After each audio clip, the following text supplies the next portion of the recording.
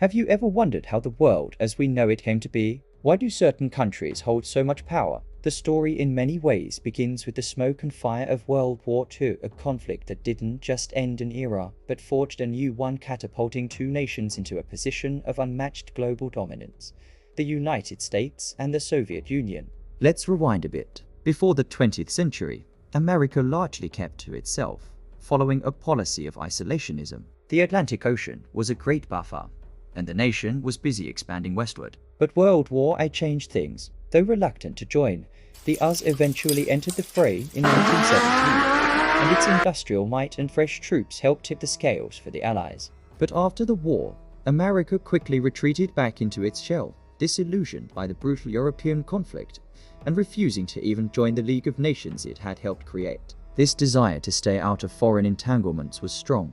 Throughout the 1930s, as storm clouds gathered over Europe and Asia with the rise of aggressive, expansionist regimes, the US passed a series of neutrality acts, determined not to be dragged into another war. But the world was shrinking when Germany invaded Poland in 1939, officially starting World War II. President Franklin D. Roosevelt knew that staying completely neutral might be impossible and dangerous. He began to slowly pivot the nation from a bystander to what he called the arsenal of democracy. Through the Lend-Lease Act, the US began supplying the Allied nations, especially Great Britain, with vital raw materials. American factories, dormant from the Great Depression, roared back to life, building tanks, planes, and ships. This massive industrial mobilization was the first sign of the economic superpower America was about to become. Then, on a quiet Sunday morning, December 7, 1941, everything changed. The surprise attack on Pearl Harbor by the Empire of Japan was a devastating blow, a national trauma that instantly shattered America's isolationist sentiment. The Day of Infamy, as FDR called it, galvanized the country.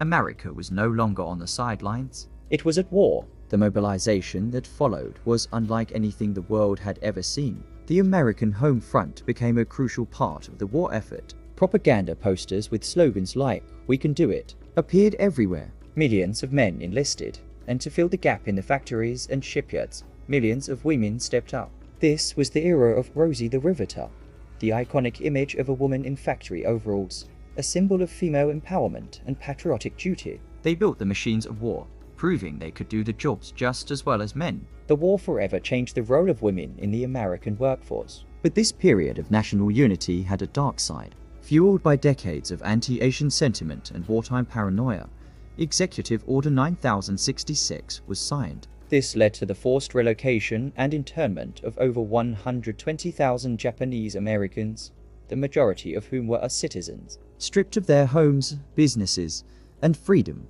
families were sent to live in desolate camps, a stark and painful contradiction to the principles of liberty the nation was fighting for overseas.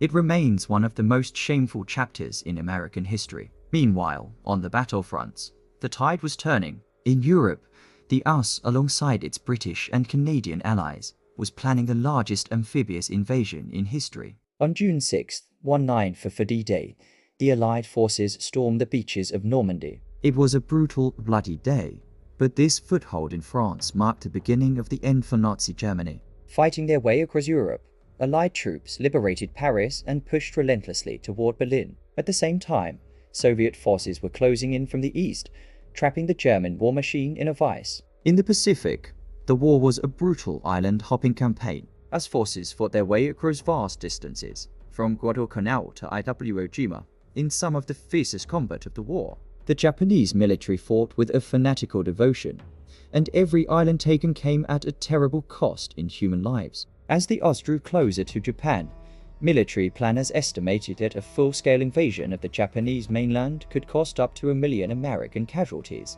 and even more Japanese lives. This grim calculation led President Harry S.N. Truman to make one of the most controversial decisions in history.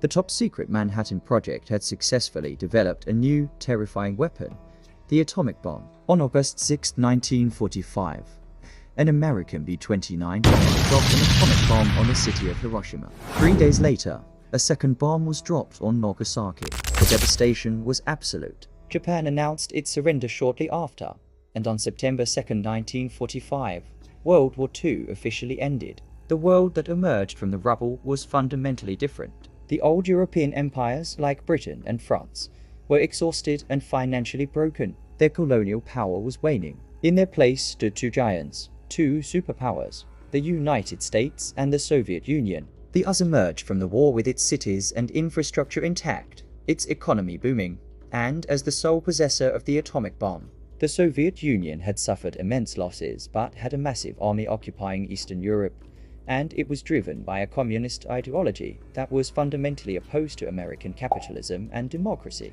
in an effort to prevent such a catastrophic war from ever happening again.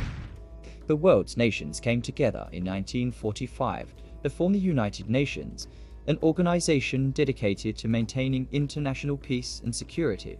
But the alliance that had defeated the Axis powers was already fracturing. An Iron Curtain, as Winston Churchill famously described it, was descending across Europe, dividing the continent into the democratic West and the communist East. The stage was set for a new kind of global conflict, a tense, ideological, and decades-long struggle known as the Cold War.